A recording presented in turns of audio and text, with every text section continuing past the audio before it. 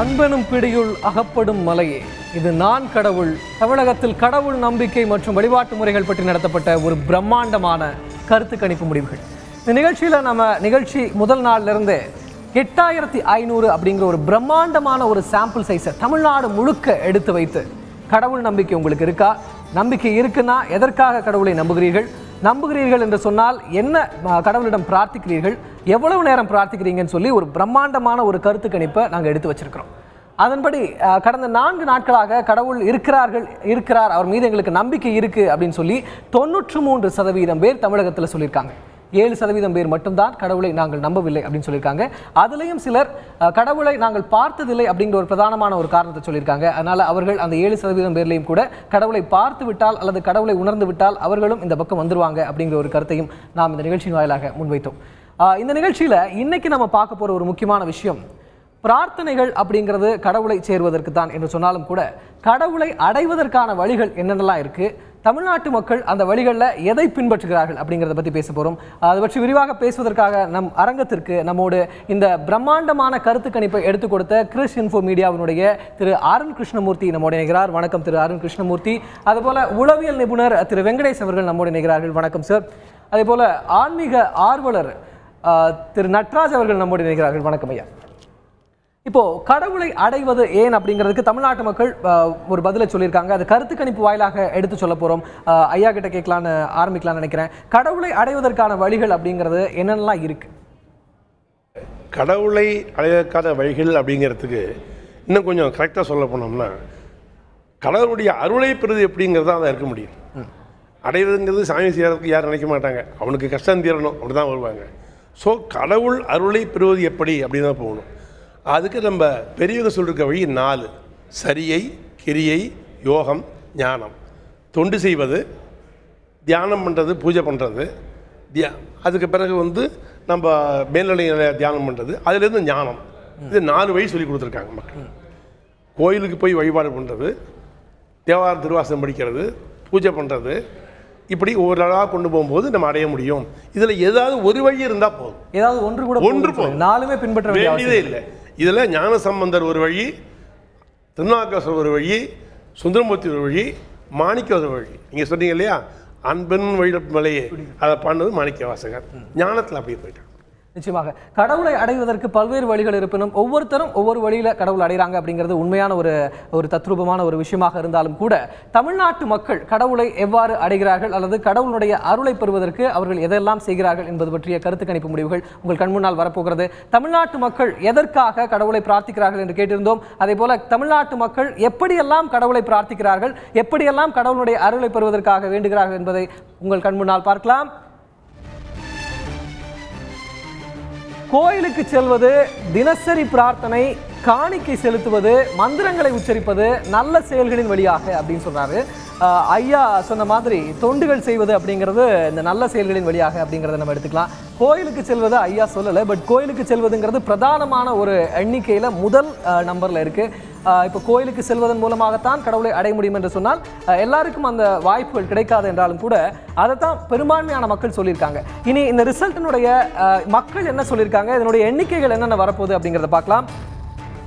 அடுத்த கிராஃபிக்ஸ் உங்கள் கண் முன்னால். கோயிலுக்கு செல்வது அப்படிங்கிறது 33% பேர் சொல்லியிருக்கிறாங்க. தமிழ்நாட்டில் 33% பேர் கோயிலுக்கு செல்வேன் அப்படின்னு சொல்லியிருக்காங்க கடவுளை அடைவதற்கு. அடுத்ததாக 20% பேர் தினசரி பிரார்த்தனை செய்கிறேன் அப்படின்னு சொல்லியிருக்காங்க. 22% பேர் காணிக்கை செலுத்துவதுன்னு சொல்லியிருக்காங்க. 15% பேர் மந்திரங்களை உச்சரிப்பதுன்னு சொல்லியிருக்கிறாங்க. நல்ல செயல்களின் வழியாக 10% பேர் சொல்லியிருக்காங்க. கோயிலுக்கு செல்வதுங்கிறது ஒரு பிரதானமான ஒரு நம்பராக இருக்கிறது. 33% பேர் அதை சொல்லியிருக்காங்க. ஐயா, இப்போது சென்னை போன்ற பெருநகரங்கள்லையும் சரி, பிற கிராமங்கள்லையும் சரி இதனுடைய எண்ணிக்கை மாறுபட போகிறது. அதை நம்ம தொடர்ந்து பார்க்கலாம். அதனால கோயிலுக்கு செல்வது, எனக்கே இப்போது கோயில் அப்படிங்கிறது ஒரு வைப்ரேஷன் இருக்கக்கூடிய ஒரு இடமாக நம்ம பார்க்கணும், ஒரு பாசிட்டிவ் வைப்ரேஷன் இருக்கக்கூடிய இடமாக. அங்கே இருக்கக்கூடிய ஒரு சிறப்பம்சம் என்ன, கடவுள் என்பது தூணிலும் இருப்பான் துரும்பிலும் இருப்பான் அப்படிங்கிறது உண்மையாக இருந்தாலும் நம்ம எங்கே இருக்கிற இடத்துலேருந்தே பிரார்த்திக்கலாம் அப்படிங்கிறது இருந்தாலும் கூட கோயிலுக்கு சென்றால் ஒரு மன அமைதி கிடைக்கிறது. அந்த ஆறாங்கிறது டிஃப்ரெண்ட்டாக இருக்குது. அதற்கு காரணம் என்ன? அதாவது நீங்கள் முதல்ல சொன்னீங்க இல்லையா, கடவுளை அடைவது எப்படி அல்லது கடவுள் அருளை பெறுவது எப்படி கேட்டீங்க இல்லையா, அதுக்கு என்னன்னு கேட்டிங்கன்னா, கடவுள் நீங்களும் வச்சுங்க, நான் ஆன்மா, நான் உங்கள்கிட்ட வரணும்னா நான் என்ன மறக்கணும், இப்போ நான் வரேன்னா நான் யார் அதெல்லாம் மறந்துடணும். தனியாக ஒரு உயிர் அப்படியே ஜீவன் நேராக சாமிகிட்ட போகுது. அப்போ தான் அருளை பெற முடியும். அதுக்கு தான் ஆ என்பது ஆன்மாக்களை குறிப்பது. ஆலயம்னா கோயிலும் ஒன்று தான். ஆ என்றால் ஆன்மாக்கள். ஆன்மாக்களில் நீங்கள் நான் எல்லாமே ஆடும் எல்லாமே. லயம் புரியுது இல்லையா? லயிக்கக்கூடியது, அதிலே தெளிக்கக்கூடியது, லயித்தல். அப்படி போய் நம்ம ஜீவன் போய் கடவுள்கிட்ட அப்படியே லயிச்சிச்சுன்னா அதுக்கு எந்த தேவையும் இல்லை, எல்லாம் சாமி பார்த்துக்குவார், அடைஞ்சிருவார். அதனால தான் மக்களை இறைவனிடம் லயிக்க வைக்கும் இடம் ஆலயம், ஆலயம்னு சொல்லுவோம். அதனால திரு வெங்கடேஷ், உங்கள்கிட்ட கேட்கணும், உளவியல் நிபுணராக நீங்கள் சொல்லுங்கள், கோயிலுக்கு போகும்போது இருக்கக்கூடிய அந்த வைப்ரேஷன் என்பது வீட்டில் உங்களுடைய பூஜை அறையில் இருக்கக்கூடிய வைப்ரேஷன் என்பதும் வித்தியாசமாக இருக்கிறது. இப்போது நின்ற இடத்துலையே கடவுளை கும்பிடலான்னு இருந்தாலும் கூட அந்த இடத்துல கால் வைக்கும்போது அந்த குளிர்ச்சியாக இருக்கட்டும், அந்த அந்த விசேஷ மனமாக இருக்கட்டும், அல்ல அந்த சப்தமாக இருக்கட்டும், எல்லாமே ஒரு டிஃப்ரெண்ட்டாக இருக்குது. அந்த ஆர்கிடெக்சர்னால இது வருதா, இல்லை என்ன காரணமாக இருக்கும்? உளவியல் பூர்வமாக இல்லை நமக்கு தான் அந்த உணர்வுகள் இருக்குதா? வந்து கோயிலுக்கு போவோன்றது வந்து நம்ம வந்து பூஜை அறையிலையும் நம்ம பூஜை பண்ணலாம். ஆனால் அது வந்து ஒரு வீட்டு என்வாயர்மெண்ட்னு ஒன்று இருக்குது. ஆனால் வந்து கோயிலுக்கு போகிறதுனா ஒரு ப்ரிப்பரேஷன் மாதிரி, மென்டல் ப்ரிப்பரேஷன் மாதிரி. I am prepared to go to the temple. ஆண்டவனை சேவிக்கிறதுக்காக நான் போகிறேன். ஏதோ தேவைகளை கேட்கவோ, இல்லைனா வந்து குறைகளை வந்து கொட்டவோ, இல்லைனா வேறு எதுக்கோ நான் போகிறேன். அது மென்டலாக நான் ப்ரிப்பேர் ஆகி போகும்போது அங்கேயும் எல்லாரும் வந்து அதே மென்டல் ஸ்டேட்டில் வரும்போது அங்கே இருக்கும்போது கொஞ்சம் மன அமைதியும் இருக்கும். அண்ட் ப்ளஸ் கோயில்கள் கட்டும்போது கூட நீங்கள் பார்த்தீங்கன்னா ஹிஸ்ட்ரியில் நீங்கள் வந்து சரித்திரத்தை பார்த்தீங்கன்னா இருக்கிற எல்லா கோயில்களும் கிறிஸ்துவ மதத்தாக இருக்கட்டும், இல்லைனா வந்து ஹிந்து மதத்தாக எதுவாக இருந்தாலும் ஒரு டைனமிக்ஸை வச்சு இது பண்ணுவாங்க, வந்து எந்த டைரெக்ஷனில் வந்து இருக்குன்னு. ஸோ அதெல்லாம் வந்து ஒரு கணிப்பு இல்லாமல் வந்து பண்ண மாட்டாங்க. So maybe that also adds to it. இல்லை, எனக்கு இன்னொரு கேள்வியும் வருது. இப்போ நம்ம சென்னையில் இருக்கக்கூடிய கபாலீஸ்வர் கோயிலாக இருக்கட்டும், இல்லை பார்த்தசாரதி கோயிலாக இருக்கட்டும், இந்த கோயில்களுக்கு போகிறதுக்கும் மகாபலிபுரத்தில் இருக்கக்கூடிய கோயிலுக்கு போகிறதுக்கும் பெரிய கோயிலுக்கு போகிறதுக்குமான வித்தியாசங்களே இருக்குது. அங்கே அந்த எஃபெக்ட் நமக்கு கிடைக்க மாட்டேங்குது. பட் இங்கே அத்தனை கோடி மக்கள், அத்தனை லட்சம் மக்கள் நம்ம சுற்றி இருக்கிறதுனால வரக்கூடிய வைப்ரேஷனாக கூட இருக்குமா அது? பெரிய கோயில் போகும்போது அது வந்து அவங்க கட்டுற விதமும் இருக்குது. இப்போ வந்து புதிய கோயில்களில் போகும்போது அதே பழைய கோயிலில் இருக்கிற வைப்ரேஷன் கிடைக்குமா இல்லையான்றது என் பர்சனலாக நான் சொல்ல போகும்போது, பழைய கோயில்களுக்கு போகும்போது எனக்கு இருக்கிற ஆத்ம நிம்மதியை வந்து எனக்கு புதிய கோயிலில் இருக்குதா இல்லையான்னு எனக்கு தெரியாது. ஆனால் டெஃபினட்டாக அதை பற்றி ஆன்மீக ஆர்வலர் ஐயா நட்ராஜ் கிட்ட கேட்கணும். இதற்கான காரணம் என்ன? இந்த மானுமெண்ட்ஸாக நம்ம பார்க்குற கோயில்களுக்கும் அன்றாடம் போய் வர கோயில்களுக்குமே அந்த வைப்ரேஷன் டிஃப்ரென்ஸ் இருக்குது. அதற்கு காரணம், நான் கோயில் இங்கே தான் இருந்திருக்கேன், அதனால சொல்கிறேன். கோயில்கள் அமைக்கப்படும் போதே நம்முடைய சாஸ்திரங்களில் 3000 வருஷத்துக்கு முந்தையே ஒவ்வொன்றும் என்ன சைஸ் இருக்கணும், எவ்வளோ உயரம் இருக்கணும் அப்படின்னு முடிவு பண்ணிச்சிருக்காங்க. ஒன்று. ரெண்டாவது என்னென்னா, அங்கே எல்லாம் வந்து சிற்பங்கள் செய்யப்பட்டு 6 காலமும் சாமிக்கு அபிஷேகம் எல்லாம் பண்ண சொல்லியிருக்காங்க. இந்த அபிஷேகம்லாம் பண்ணும்போது அதுக்கு பயன்படுத்துகிற திரவியங்கள் தேன், பால், தயிர் எல்லாம் வந்து அதனுடைய pH வேல்யூ 6 to 8 தான் இருக்குது. அந்த அபிஷேகம் பண்ணி தீபாவளி காமிக்கும்போது அங்கேருந்து ஒரு ரேஸ் வரும். அந்த ரேஸ் வந்து உடம்புல படும்போது அவனுக்கு பெரிய ஒரு மாற்றத்தை உண்டாக்குது. ஒன்று. ரெண்டாவது என்னென்னா, எல்லா கோயிலும் மேலே பார்த்தீங்கன்னா விமானம்னு ஒன்று இருக்கும், ரவுட்டாக இருக்கும், மேலே கூர் இருக்கும், அதுக்கு நேர்கீழே தான் சாமி இருக்கும். ஸோ ஆகாசத்தில் அந்த வெளியில் இருக்கிற இறைவு சக்தியை அந்த டோம், காப்பர், கோல்டு அந்த கவசத்தை இழுத்து நேராக கொண்டு வந்து மூர்த்தி கொடுக்குது. மூர்த்தி தான் இந்த லிங்கத்துக்கு கொடுக்குது அல்லது சாமி கொடுக்குது. நம்ம வழிபாடு செய்யும்போது நேராக கிடைக்குது. அப்போது அண்டப்பில் இருக்கிற சக்தியை நேராக நம்ம கிடைக்கக்கூடிய வழி வந்து கோயில் தான். நிச்சயமாக தமிழ்நாட்டு மக்கள் பிரார்த்தனை அல்லது கடவுளை அடைவதற்கான ஒரே வழியாக கோயிலுக்கு செல்வதை பிரதானமாக சொல்லியிருக்காங்க. 33% பேர் கோயிலுக்கு செல்வதை சொல்லியிருக்காங்க. இனி சென்னையில் இருக்கக்கூடிய மக்கள் என்ன சொல்றாங்க அப்படிங்கிறத பார்க்க போறோம். சென்னையில் இருக்கிறவங்க கடவுளை அடைவதற்கு என்ன மாதிரியான வழிகளை பின்பற்றுகிறார்கள் பார்க்கலாம். இதோ உங்கள் கண் முன்னால். சென்னையில் இருப்பவர்கள் 38% பேர் கோயிலுக்கு போறேன்னு சொல்லியிருக்காங்க. சென்னையில் அர்பன் ஏரியாவில் it's actually a surprising data தான் சொல்லணும். 29% பேர் தினமும் பிரார்த்தனை செய்கிறேன்னு சொல்லியிருக்காங்க. 20% பேர் காணிக்கை செலுத்து மூலமாக கடவுளை அடைவேன்னு சொல்லியிருக்காங்க. 8% பேர் மந்திரங்களை உச்சரிப்பதுன்னு சொல்லியிருக்காங்க. 5% பேர் நல்ல செயல்களின் வழியாகன்னு சொல்லியிருக்காங்க.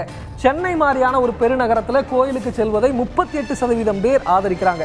38% பேர் போகிறாங்க கோயிலுக்கு அப்படிங்கிறது ஒரு ஷாக்கிங் டேட்டா. கிருஷ், நீங்கள் சொல்லணும், சென்னை மாதிரியான ஒரு அர்பன் சிட்டியில் எதற்குமே நேரம் இல்லாத ஒரு இடத்துல கோயிலுக்கு போகிறது அப்படிங்கிறத 38% பேர் சொல்லியிருக்கிறாங்க.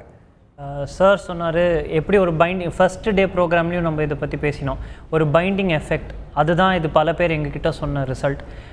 ஏன் கோவிலுக்கு போகிறீங்க அப்படின்னு சென்னையில் கேட்டதுக்கு நிறைய பேர் சொன்னது, அங்கே போனால் வந்து பலதரப்பட்ட மக்களையும் பார்க்க முடியுது, என்ன கோவம் என்ன எரிச்சல் இருந்தாலும் கோவிலுக்குள்ளே போனால் வந்து ஒரு பாசிட்டிவ் வைப் கிடைக்கிது அப்படிங்கிற ஒரு பேசிக் பிலீஃபே இருக்குது.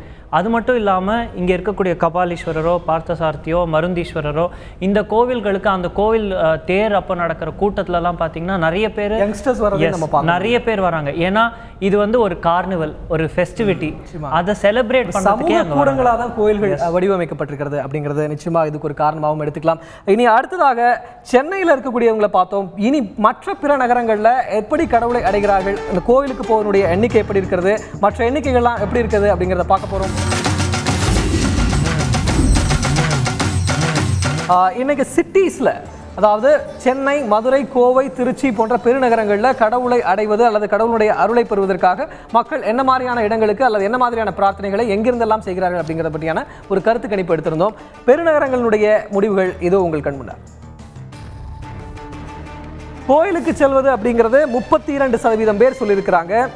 பெருவாரியான மக்கள் கோவிலுக்கு செல்வது தான் சொல்கிறாங்க. அதே போல் தினசரி பிரார்த்தனை அப்படின்னு சொல்லி 26% பேர் சொல்லியிருக்கிறாங்க. காணிக்கை செலுத்துவதுன்னு 22% பேரும், மந்திரங்களை உச்சரிப்பதுன்னு 11% பேரும், நல்ல செயல்களின் வழியாக அப்படிங்கிறது 9% பேரும் சொல்லியிருக்கிறாங்க. ஐயா, நான் கிருஷ்கிட்டேருந்து ஆரம்பிக்கலாம்னு நினைக்கிறேன். இப்போது சென்னையை விட்டுடலாம். மதுரை, திருச்சி, கோவை அப்படிங்கிறதுல மதுரை என்பது ஒரு டெம்பிள் சிட்டி, கோயில்களின் நகரம் சொல்கிறோம். நிறைய கோயில்கள் இருக்குது. அதனுடைய கிராமங்கள்லையும் சரி, திருப்பரங்குன்றம் கோயிலாக இருக்கட்டும், அழகர் கோயிலாக இருக்கட்டும், பல கோயில்கள்லாம் இருக்குது. இப்போ அங்கே கோயில்களுக்கு போவதனுடைய எண்ணிக்கை குறைந்திருக்கிறது. இப்போது சென்னையை கம்பேர் பண்ணும்போது அங்கே கோயிலினுடைய எண்ணிக்கை குறைந்திருக்கிறது காரணம் என்ன? காரணங்கிறத விட நம்மளுக்கு ஒருத்தர் கொடுத்த இன்சைட் இதுதான்.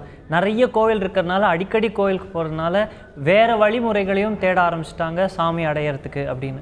நம்ம இந்த கொஸ்டின் எடுத்து வைக்கும் போதே அவங்கக்கிட்ட கேட்டது, நேற்று நம்ம கொடுத்த ரிசல்ட்ஸ் படி என்ன போய் கேட்பீங்க சாமி கிட்ட அப்படின்னு ஃபஸ்ட்டு கேட்டோம்.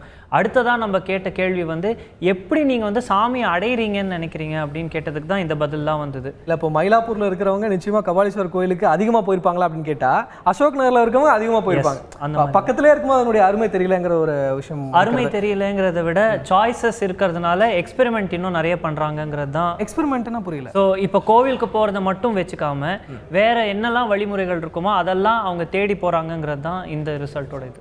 இப்போ கிராமப்புறங்களில் கோவில்களுக்கு போகக்கூடிய எண்ணிக்கை எப்படி இருக்கிறது, கிராமப்புறங்களுடைய கருத்து கணிப்பு இதோ உங்கள் கண்முன்னா. கிராமப்புறங்களில் 36% பேர் கோயிலுக்கு போறதா சொல்லியிருக்கிறாங்க. தினசரி பிரார்த்தனைன்னு 18% பேரும், காணிக்கை செலுத்துவது அப்படின்னு சொல்லி 35% பேரும், மந்திரங்களை உச்சரிப்பதுன்னு 4%, நல்ல செயல்களின் வழியாக 7% சொல்லியிருக்கிறாங்க. காணிக்கை செலுத்துவது இங்கே பிரதானமாக வருவதை நாம் பார்க்க முடிகிறது. 35% பேர் காணிக்கை செலுத்துவதை மட்டுமே சொல்லியிருக்கிறார்கள்.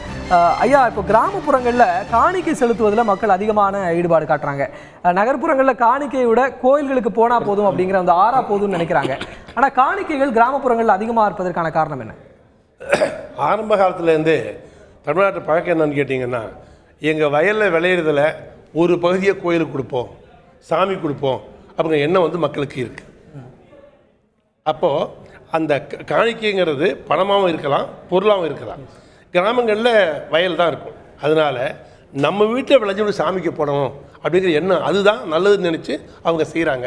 மந்திரங்கள் உச்சரிக்கிறதெல்லாம் அவங்களுடைய படிப்பு கம்மியாக இருக்கிறதுனால அந்த அளவுக்கு அவங்க போகல. நிச்சயமாக இப்போ மந்திரங்கள் உச்சரிக்கணுமா? கோயிலுக்கு போகணும், இப்போ கடவுளை பிரார்த்திக்கும் போது நிச்சயமாக அதற்குன்னு இருக்கக்கூடிய மந்திரங்களை உச்சரிக்கணுமா? நிறைய பேருக்கு மந்திரங்கள் தெரியாது இல்லையா, அவங்க எப்படி கடவுளை அடைவது? அது நம்ம மந்திரங்கள் உச்சரிக்கிறதோ தெரிஞ்ச பெரிய காரியம் இல்லை. அதற்கான முயற்சிகளும் எடுக்கவில்லை.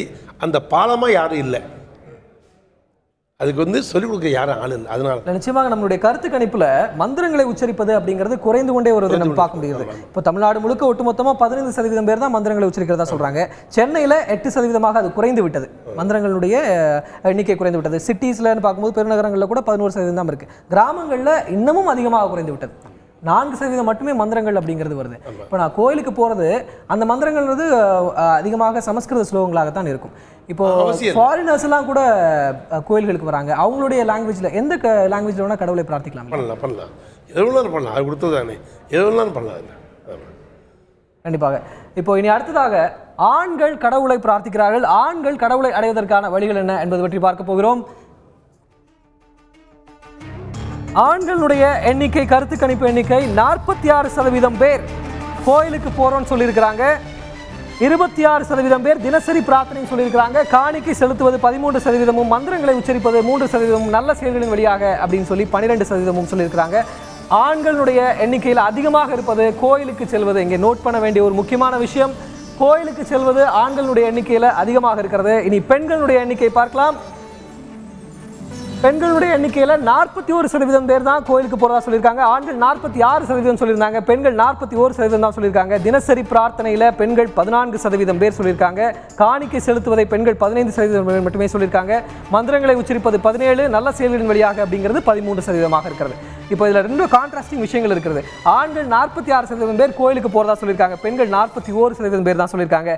தினசரி பிரார்த்தனை பெண்கள் அதிகமாக பிரார்த்திக்கக்கூடியவர்கள், அவர்கள் 14% பேர் தான் தினசரி பிரார்த்தனை சொல்லியிருக்காங்க. ஆண்கள் 26% பேர் சொல்லியிருக்காங்க. இந்த கான்ட்ராஸ்டிங், இந்த டிஃபரன்ஸை பற்றி நம்ம பேச போகிறோம். ஆண்கள் பெண்கள் வித்தியாசத்தை பார்த்துட்டு இருந்தோம். கடவுளை அடைவதற்கான வழிகளில் ஆண்கள் எப்படியெல்லாம் அடைகிறாங்க, பெண்கள் எப்படியெல்லாம் அடைகிறாங்க, அதில் சின்ன கான்ட்ராஸ்ட் நம்ம பார்த்தோம். கோயிலுக்கு செல்வதில் ஆண்கள் 46% பேர் கோயிலுக்கு போகிறேன்னு சொல்லியிருக்காங்க, பெண்கள் 41 தான் சொல்லியிருக்காங்க. அது மாதிரி பிரார்த்தனையிலையும் கூட ஆண்கள் 26% பேர் சொல்லியிருக்காங்க, பெண்கள் 14% பேர் தான் சொல்லியிருக்காங்க. பெண்களுடைய எண்ணிக்கை குறைவாக இருப்பது ரொம்ப ஒரு ஷாக்கிங்காக தான் இருக்குது. மந்திரங்களை உச்சரிப்பது 17% பேர் பெண்கள், இது நம்ம பார்த்துருக்கோம். வீட்டு பூஜை அறையிலேயே அவங்க ருத்ராட்ச மாலை வச்சு மந்திரங்கள் உச்சரிக்கிறது நம்ம பார்த்துருக்கிறோம். ஆனால் இந்த எண்ணிக்கை ஏன் குறைவாக இருக்கிறது? கோயிலுக்கு போகிற பெண்களுடைய எண்ணிக்கை ஏன் குறைவாக இருக்கிறது கிருஷ்? குறைவாக இருக்கிறதுங்கிறது இல்லை. 88% மேலில், அதாவது 100%ல் 88% தான் நான் கடவுளை நம்புகிறேன்னே சொல்லியிருந்தாங்க. அந்த 96% கடவுளை நம்புகிற பெண்கள் என்ன பண்ணுறாங்கன்னா பல ஆப்ஷன்ஸ் எடுத்துக்கிறாங்க. ஆண்கள் கிட்ட நாங்கள் நிறைய இடத்துல பேசும்போது வந்த 2 பதில் இந்த மாதிரி தான் இருந்தது. நான் கோவிலுக்கு போயிடுவேன், இல்லைனா எனக்கு தெரிஞ்ச மந்திரத்தை சொல்லிவிடுவேன், நான் என்னோட பிரார்த்தனையை பண்ணிப்பேன். ஆனால் லேடிஸ் அப்படி இல்லை, அவங்க பல வழிமுறைகள் பின்பற்றுறாங்க. அதை நம்மளுக்கு விலாவரியாக சொன்னாங்க. ஒரு மேல் கிட்ட போய் இந்த கொஸ்டினர் எடுத்து நாங்கள் எடுத்துக்கிட்ட டைமுக்கும் ஒரு ஃபீமேல் ரெஸ்பாண்டன்ட் கிட்ட நாங்கள் எடுத்துக்கிட்ட டைமுக்கும் வித்தியாசம் நிறைய இருந்தது. ஒரு மேல் தான் அவர் என்னன்னா எனக்கு கஷ்டம் வந்துட்டா ஸ்கூல் ஃபீஸ் கட்டணுமா இந்த மாதிரிலாம் இன்ஸ்டன்சஸ் சொல்லிகிட்டே இருந்தாங்க. ஒரு ஃபீமேல்னால் அவங்க அடுத்த லெவலுக்கு போனாங்க. நான் வந்து இந்த மாதிரி சிவனை வந்து நான் பார்த்துருக்கேன், எனக்கு வந்து கடவுள் வந்து அப்படியே அருள் தந்திருக்காங்க, இந்த மாதிரிலாம் அவங்க வந்து ரொம்ப ஹார்ட் கோராக பிலீவ் பண்ண ஆரம்பிச்சிடுறாங்க. அப்போ அவங்களுடைய ஆப்ஷன்ஸை வந்து வைப்ரண்ட்டாக வச்சுக்கிட்டு நிறைய விஷயம் பண்ணுறாங்க. அதுதான் இதோட இது.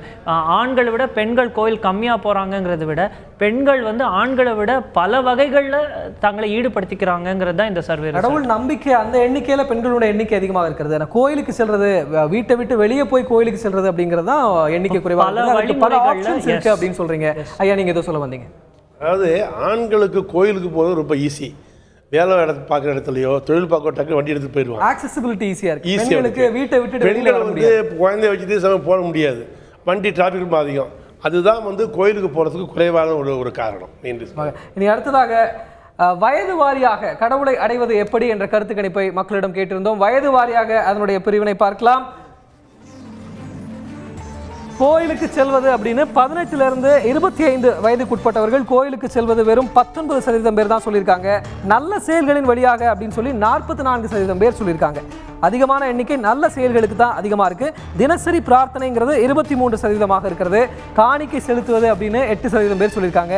மந்திரங்களை உச்சரிப்பது இங்கேயும் வழக்கம் போல கம்மியாக தான் இருக்குது, 6% தான் இருக்குது. கோயிலுக்கு செல்வதனுடைய எண்ணிக்கையும் குறைந்திருப்பதை நம்மால் பார்க்க முடிகிறது. 18 to 25%, அதாவது டீனேஜ் முடிஞ்சு அந்த செட்டில்மெண்ட் அந்த ஏஜில் இருக்கக்கூடிய மக்கள் இவங்கெல்லாம். இனி அடுத்ததாக 26 to 35 வயதுக்குட்பட்டவர்களை பார்க்கலாம். கோயிலுக்கு செல்வர்களுடைய எண்ணிக்கை 22% மட்டுமே. தினசரி பிரார்த்தனைங்கிறதா 31% இருக்குது. இந்த ஏஜில் கிட்டத்தட்ட அவங்களுக்கு கல்யாணம் முடிஞ்சு அவங்க ஒரு செட்டில் ஆயிருப்பாங்க, வாழ்க்கை நடத்தி கொண்டிருக்கக்கூடிய எண்ணிக்கை இது. இதில் 31% பேர் தினசரி பிரார்த்தனை தான் சொல்லியிருக்காங்க. இதுலையும் மந்திரங்களை உச்சரிப்பதுங்கிறது குறைவாகத்தான் இருக்கிறது. நல்ல செயல்களின் வழியாக அப்படிங்கிற எண்ணிக்கை குறைவதை நம்மால் பார்க்க முடிகிறது. சின்ன பசங்க 44% சொல்லியிருந்தாங்க. 26 to 35 வயதுக்குட்பட்டவர்கள் 31% பேர் தான் நல்ல செயல்களின் வழியாக கடவுளை அடைவோம் அப்படின்னு சொல்லியிருக்காங்க. இனி அடுத்ததாக 36 to 45 அப்படிங்கிறது மிடில் ஏஜ். இந்த மிடில் ஏஜ் குரூப் மக்கள் தினசரி பிரார்த்தனைக்கு பெருவாரியான வாக்குகளை சொல்லியிருக்காங்க. 41% பேர் தினசரி பிரார்த்தனை மூலமாக கடவுளை அடைவேன்னு சொல்லியிருக்காங்க. கோயிலுக்கு செல்வதனுடைய எண்ணிக்கை கூடிட்டு வரதையும் நம்ம பார்க்க முடியுது. அந்த ஏஜ் குரூப்ல இருந்து 18 வயசு பையன்லேருந்து 36 நம்ம பார்க்கும்போது கோயிலுக்கு போவதனுடைய எண்ணிக்கை 5 அதிகரித்திருக்கிறது. 5% பேர் கோயிலுக்கு போவதை ஒரு ப்ரிஃபரன்ஸாக சொல்லியிருக்காங்க. நல்ல செயல்களின் வழியாக அப்படிங்கிறது குறைஞ்சிட்டே வருது. 22% பேர் சொல்லியிருக்காங்க. 46 to 55 வயதுக்குட்பட்டவர்கள் இதில் கோயிலுக்கு செல்வதனுடைய எண்ணிக்கை அதே போல் அதிகரித்திருக்கிறது. தினசரி பிரார்த்தனை குறைந்திருப்பதை நம்மால் பார்க்க முடிகிறது, 37. காணிக்கை செலுத்துவது 9, மந்திரங்களை உச்சரிப்பது 10. 46லேருந்து 55க்கு உட்பட்டவர்கள் மந்திரங்களை உச்சரிப்பதை அதிகமாக சொல்லியிருக்கிறாங்க. நல்ல செயல்களின் வழியாகுங்கிறது ரொம்ப அதல பாதாளத்துக்கு போயிடுச்சு, 8% பேர் தான் இருக்காங்க. 56லேருந்து 65 வயதுக்கு உட்பட்டவர்களை பார்க்கலாம். கோயிலுக்கு செல்வதை 37% பேர் ஆதரிக்கிறாங்க. 39% பேர் தினசரி பிரார்த்தனை அப்படின்னு சொல்லியிருக்கிறாங்க. காணிக்கை செலுத்துவதை 5% பேரும், மந்திரங்களை உச்சரிப்பதை 14% பேரும். இந்த எண்ணிக்கை அதிகரிப்பதை நாம் பார்க்க முடிகிறது. நல்ல செயல்களின் வழியாக அப்படிங்கிறது 5% குறைந்திருப்பதை நம்மால் பார்க்க முடிகிறது. இது பற்றி மக்களிடம் கருத்து கணிப்புகளை கேட்டிருந்தோம். மக்களுடைய வாயிலாக கேட்கலாம், மக்கள் என்ன கருதுகிறார்கள், வயது வாரியாக கடவுளை எப்படி அடைவீர்கள் அப்படிங்கிறத கேட்டிருந்தோம். இந்த புள்ளி விவரத்தை வச்சு நம்ம பேச போகிறோம். அதுக்கு முன்னாடி மக்களுடைய குரல் உங்களுக்காக. கடவுளை வந்து எத்தனை முறை வேணாலும் கும்பிடலாமுங்க. நமக்கு தோணும் போதெல்லாம் கும்பிடல, இந்த மாதிரி தான் கும்பிடணும்னு இல்லை. நம்ம மனசில் பக்தி இருந்ததுன்னே அந்த நேரம் வேணாலும் சாமி கும்பிடலாங்க. கடவுளை வந்து நம்ம எந்த நேரத்தில் வேணாலும் கும்பிடலாங்க. கடவுளை கும்பிட்றதுக்கு நமக்கு நேரங்காலமே கிடையாது. நம்ம மனசில் வந்து நல்லா தான் நினச்சி கும்பிட்டோம்னா எல்லாமே நல்லா தான் நடக்கும். நம்ம என்ன நினைக்கிறோமோ அதுதான். கடவுள் வந்து இல்லைன்னு இல்லை, கடவுள் எப்பவுமே நம்ம கூட இருக்காரு. கடவுளை பிரார்த்தனை பண்ணுறதுக்கெல்லாம் வந்து நேரங்காலமோ இதெல்லாம் எதுவும் கிடையாதுங்க. கடவுள் வந்து நம்ம மனசில் இருக்கிறாரு, எதில் வேணாலும் தூணில் இருக்காரு, துரும்பில் இருக்கிறாரு. நம்ம அவரை நம்பி சாமி கும்பிட்டா சரி. சாமி இல்லைன்னு சொல்ல முடியாது. நாங்கள் எந்த நேரமும் சாமி நினச்சி வேலை செய்யும்போதும் சரி, வெளியில் எங்கே போனாலும் சரி, நாங்கள் சாமி நினச்சது எல்லாமே செய்வோம். இது பற்றிய ஒரு கருத்து கணிப்பை நாம் பார்க்கலாம். கடவுளை அடைவது எப்படி அல்லது கடவுளை எவ்வளவு நேரம் பிரார்த்திப்பீர்கள் அப்படிங்கிறத பற்றி பார்த்துருக்கிறோம். தமிழ்நாட்டில் கடவுளை எவ்வளோ நேரம் பிரார்த்திப்பீங்க, கடவுளை அடைவதற்கான வழிகளில் கோயிலுக்கு செல்வது தினசரி பிரார்த்தனைலாம் இருந்துச்சு. எவ்வளோ நேரம் பிரார்த்திப்பீங்க அப்படிங்கிறது பார்த்தோம். அதில் 2 நிமிடங்கள், 6 நிமிடங்கள், 10 நிமிடங்கள், 15 நிமிடங்கள், 30 நிமிடங்கள், 1 மணி நேரம் அப்படின்னு இருக்குது. 1 மணி நேரம் பிரதானமான எண்ணிக்கை. அந்த 1 மணி நேரம் பிரதான எண்ணிக்கை வெறும் 14% பேர் தான் சொல்லியிருக்காங்க. 38% பேர் வெறும் 5 நிமிடங்கள் அப்படிங்கிறத சொல்லியிருக்காங்க. இப்போ இந்த எண்ணிக்கை குறைவாக இருக்கிறது நாம் பார்க்க முடிகிறது. அதாவது 1 மணி நேரம் அப்படிங்கிறது ஒரு பெரிய எண்ணிக்கை. இப்போ கடவுளை பிரார்த்திப்பதற்கு அவ்வளவு நேரம் தேவையா அப்படிங்கிற இந்த ஃபாஸ்ட் ஃபுட் கலாச்சாரத்தில் ஃபாஸ்ட் ஃபுட் ப்ரேயர்னே இருக்குது. இப்போ நான் வண்டியில் போயிட்டே இருக்கும்போது ஹெல்மெட்டை தூக்கிட்டு பிரார்த்திக்கிறவங்களையும் நம்ம பார்த்துருக்குறோம். நடந்து போயிட்டே இருக்கும்போது ஒரு பிள்ளையார் கோயில் வந்ததுன்னா அப்படியே நின்றுட்டு குட்டு போட்டு போகிறவங்களையும் பார்த்துருக்கோம். இது ரொம்ப ஃபாஸ்ட் ஃபுட் ப்ரேயராக இருக்குது. இதற்கும் ஒரே மாதிரியான ரிசல்ட் தானா, இல்லை இந்த 1 மணி நேரம் மந்திரங்களை உச்சரித்து பிரார்த்திப்பதற்கும் ஒரே மாதிரியான ரிசல்ட் தானா? 1 மணி நேரம் இல்லாட்டியும் மனது வந்து ஒருமைப்படுத்துவதற்கு குறைந்தபட்சம் ஒரு 15 நிமிடம் வேணும். நம்ம முதல்ல சொன்னோம் இல்லையா, தன்னை மறத்தல் தான் இறைவனை சேர்க்க முடியும். நம்ம நினைப்பு மாறுறது டைம் வேணும். அதனால் இந்த ஃபாஸ்ட் ஃபுட் கலாச்சாரமும் இதையும் நம்ம லிங்க் பண்ண முடியாது. குறைந்தபட்சம் 10 அல்லது 10 நிமிஷம் இருந்தால் தான் மனம் ஒருமைப்படும். மனம் ஒருமைப்பட்டால் தான் நம்ம வந்து அந்த சுவாமியுடைய சேனலில் போய் சேர முடியும்.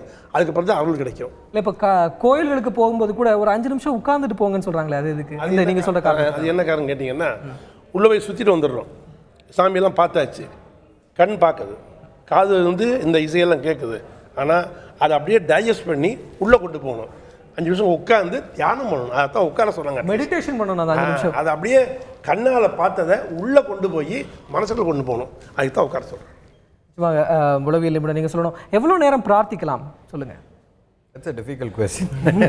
சைக்கலாஜிக்கலாக பார்த்தா அது மாதிரி வந்து எதுவும் வந்து இதுனா, ஆனால் சயின்டிஃபிக்காக இவர் சொல்கிறத பார்த்தீங்கன்னா, அவர் சொல்கிறது வந்து நிறைய அர்த்தம் இருக்குது. அவர் 10 மெடிடேட் பண்ணுறதே கூட குறைந்தபட்ச நேரம்னு ஒன்று இருக்கும். இப்போ கடவுளை நினைக்கிறதுங்கிறதும் ஒரு மெடிடேஷன் மாதிரி தான். அதற்கு குறைந்தபட்ச நேரம்னு இருக்கிறது இல்லையா? இப்போ தன்னை மறந்து மெடிடேஷனுக்கு போகிறதுக்கு எவ்வளோ நேரம் ஆகும்? ஒரு சிலருக்கு தன்னை மறந்து மெடிடேஷன் போடுறதுக்கு அவர் சொல்கிற கரெக்டாக கணிப்பு வந்து ஒரு 10-15 நிமிஷம் ஆகும் டெஃபினட்டாக. ஸோ அவர் சொல்கிற கணிப்பு பார்த்தீங்கன்னா சயின்டிஃபிக்காக பார்த்தீங்கன்னா கூட it makes a lot of sense.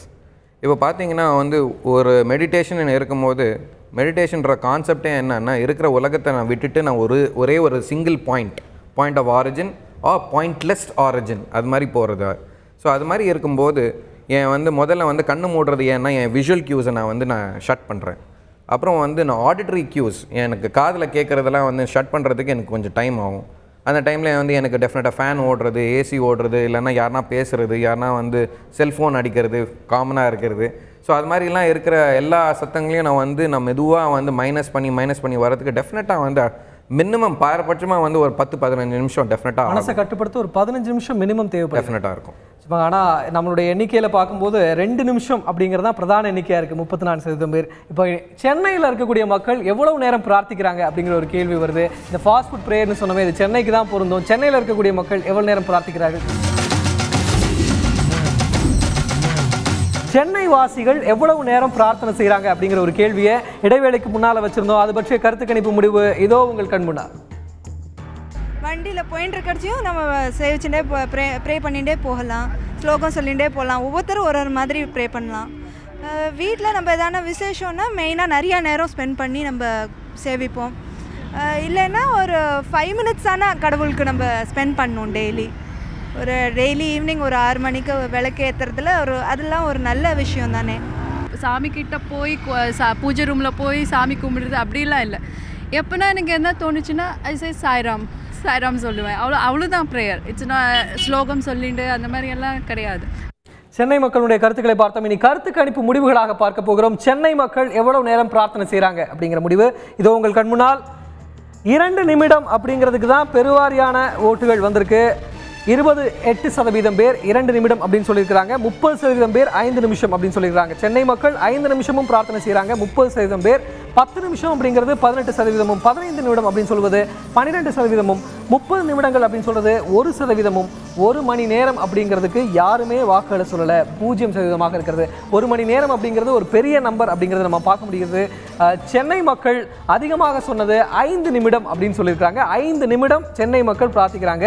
இனி அடுத்ததாக பெருநகரங்களில் சென்னை, திருச்சி, கோவை, மதுரை போன்ற பெருநகரங்களில் எப்படியான ஒரு கருத்து கணிப்பு இருக்கிறது அப்படிங்கிறத பார்க்கலாம்.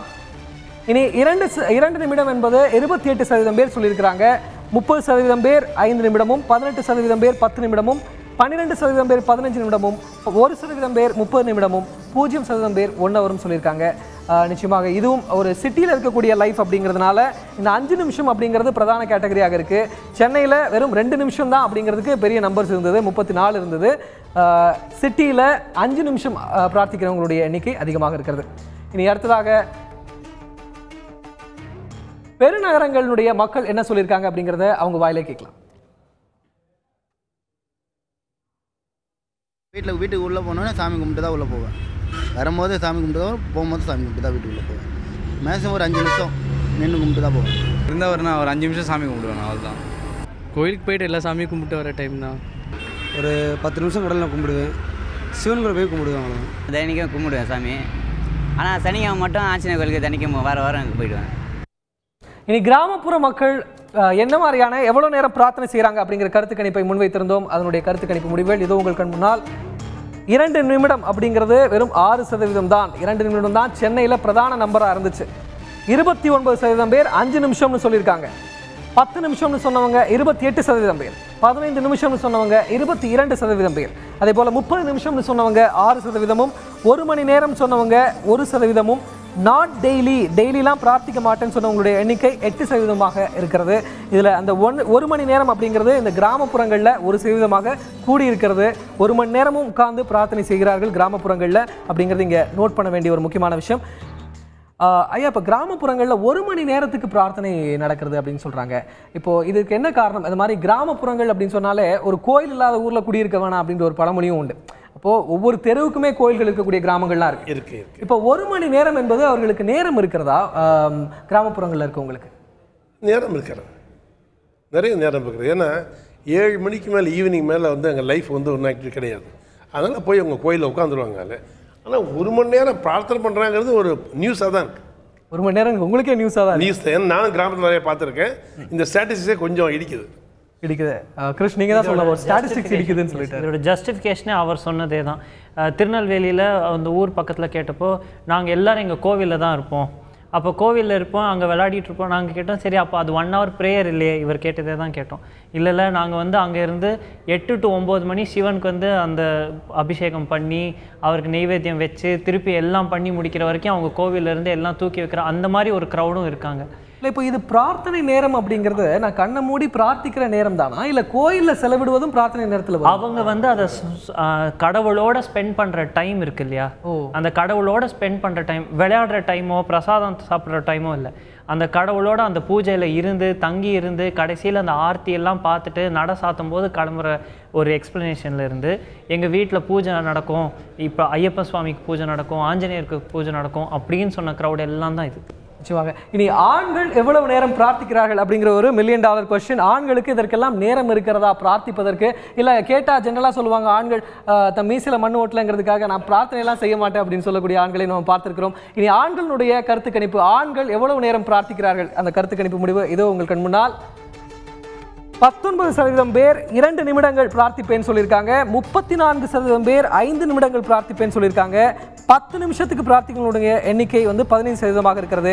15 நிமிடம் என்பது 6%, இனி 30 நிமிடம் என்பது 3%, 1 ஹவருக்கு பிரார்த்தனை 1% இருக்கிறது. ஆண்கள் கூட 1 மணி நேரம் பிரார்த்திக்கிறாங்க. இவங்க கிராமப்புற ஆண்களாக தான் நிச்சயமாக இருப்பாங்கன்னு நினைக்கிறேன்.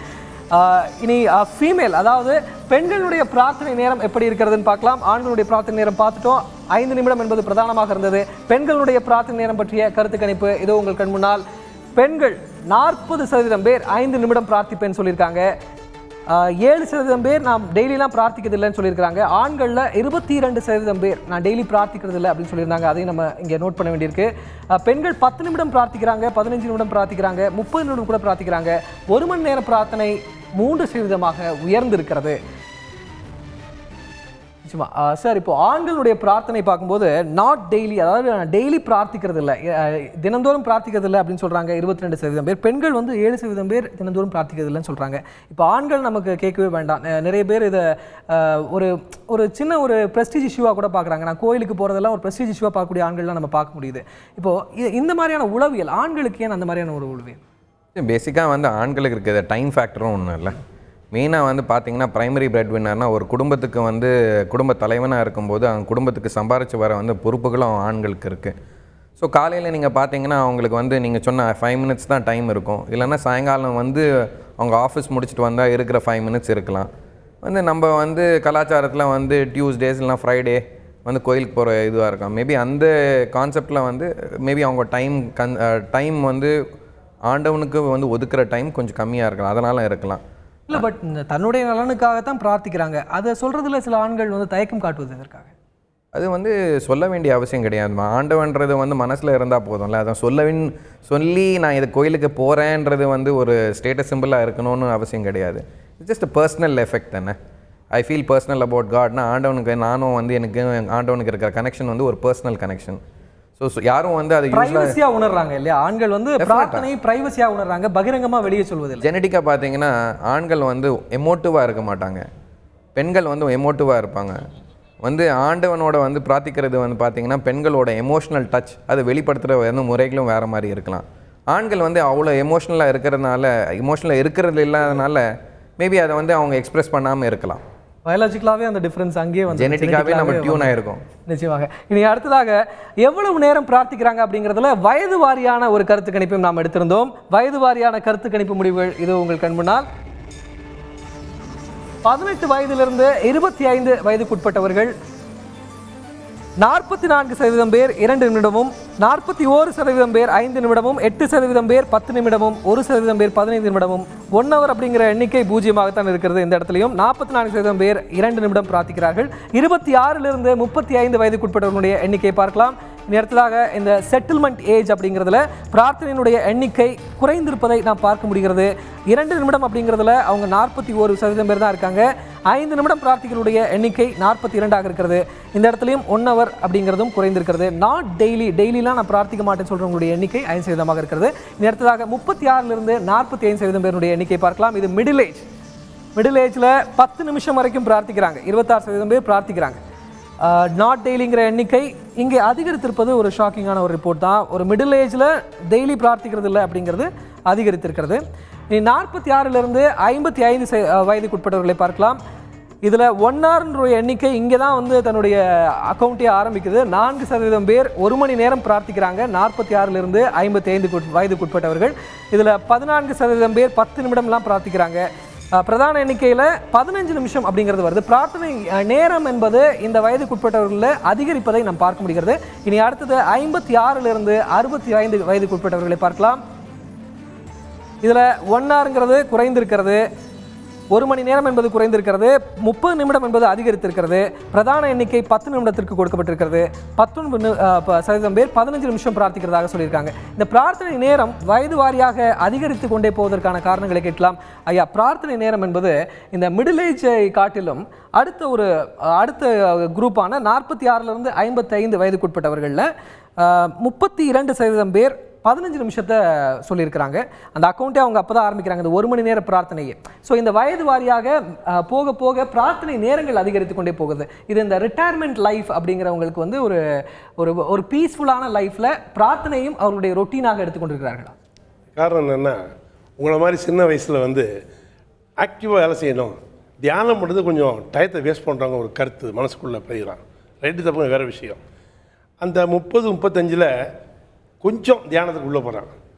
45 வரும்போது நிறைய அடி வாங்கிடுறான். இப்படி ஓடி ஆடி மாற்றம் சம்பாதிக்க முடியாதப்பா, கொஞ்சம் உட்காந்து தியானம் பண்ணி நிதானமாக ஜெயிக்க முடிக்கிற புத்தி அந்த வயசுல தான் வருது. அப்போ அனுபவம் உனக்கு பாடம் கொடுத்து தியானம் பண்ணு, சாமி கும்பிடு, பொறுமையாரு எல்லாம் தெரிவிக்கிறதால தான் அந்த ஏஜில் வந்து 50க்கு மேலே வந்து அந்த தியானம் கூடுது, நம்பரும் கூடுது. இல்லை, இப்போது மிடில் ஏஜில் 36லேருந்து 45 வயதுக்குட்பட்டவர்கள் தினமும் பிரார்த்திக்கிறது இல்லை அப்படிங்கிற ஒரு எண்ணிக்கை சொல்கிறாங்க. சின்ன வயசு பசங்க, அந்த 18லேருந்து 25 டீனேஜ் முடிஞ்ச அந்த பருவத்தில் இருக்கவங்க தன்னுடைய பிரார்த்தனையை 2 நிமிடங்களாகத்தான் வச்சுருக்கிறாங்க. அந்த எண்ணிக்கை அதிகமாகத்தான் இருக்கிறது. இப்போ இவங்களுக்கெல்லாம் கடவுள் அப்படிங்கிறது ஒரு சடங்காகவே போய்விட்டதா, இல்லை சும்மா போகிற போக்கில் அப்படி கும்பிட்டுட்டு போகிற மாதிரி இருக்குதா? பெஸ்ட் எக்ஸாம்பிள் மிஸ்டர் சங்கரன், அவர் பையன் கிருஷ்ணகிரியில் இவங்க கிட்ட பேசினோம். அவங்க அப்பா வந்து ரொம்ப நேரம் ப்ரே பண்ணுவேனாரு, பையன் வந்து நான் கொஞ்ச நேரம். அதுக்கு அவங்க அப்பா கொடுத்த எக்ஸாம்பிள் இது தான். நான் என் பையனுக்காகவும் சேர்த்து வேண்டணும், என் பையன் வந்து அவனை பற்றி மட்டுமே வேண்டிட்டு போயிடுவான். அண்ட் ஏஜ் வைஸாக போக போக people and their demands and number of worries இதெல்லாம் இன்க்ரீஸ் ஆக டைம் ஸ்பெண்ட்.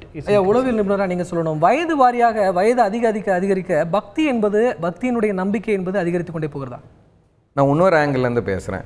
சரி, வயசாக உதாரணத்துக்கு வந்து 20 வயசில் வந்து சார் சொன்ன மாதிரி வந்து அவங்களாம் வந்து கெரியர் ஓரியன்டாக போயிட்டுருக்காங்க.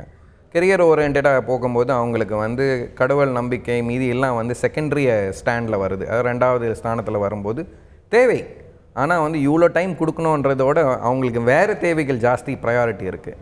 30 வயது 40 வயதில் இருக்கும்போது அவங்க கெரியர் வந்து பீக்கில் போயிட்டு இருக்கும்போது அப்போவும் வந்து பார்த்திங்கன்னா அவங்களுக்கு ஒரு மென்டல் மெச்சூரிட்டி வர ஆரம்பிக்குது. அப்போது வந்து பார்த்திங்கன்னா கடவுள் நம்பிக்கை இருக்குது, அது வந்து 20s கொஞ்சம் ஜாஸ்தியாக இருக்குது. ஆனால் ஓல்ட் ஏஜ் வரும்போது, அதாவது ரிட்டையர்மெண்ட் ஏஜ் வந்ததுக்கப்புறம் ஆட்டோமேட்டிக்காக பார்த்திங்கன்னா அவங்களுக்கு டைம் நிறையா இருக்குது. இன்னொன்று வந்து அவங்களுக்கு வந்து ஃப்ரெண்ட்ஸ், சோஷியல் சர்க்கிள்ன்றது குறுகிட்டே வருது.